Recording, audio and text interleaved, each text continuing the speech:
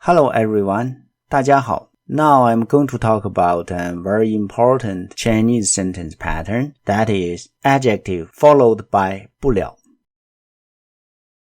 This pattern is often used to express the opposite of the adjective is true.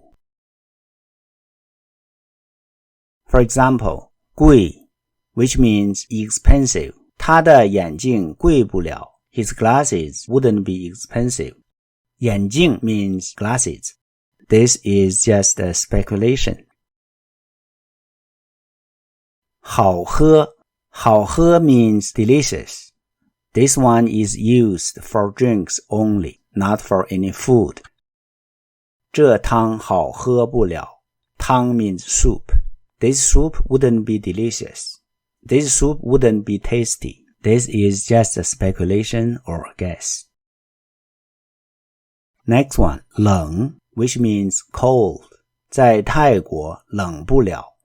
泰国 means Thailand. It wouldn't be cold in Thailand. It's also speculation. 高 which means high or tall. For example, 这棵树高不了。This tree wouldn't grow tall. 树 means tree. 棵 is a major word.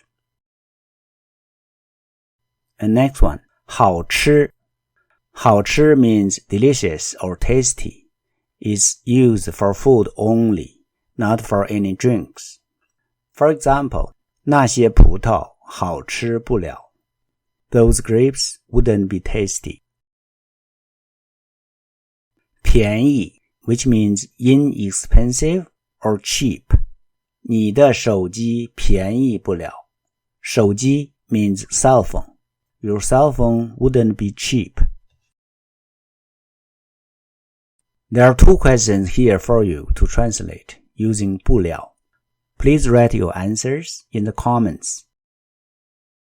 谢谢大家，再见。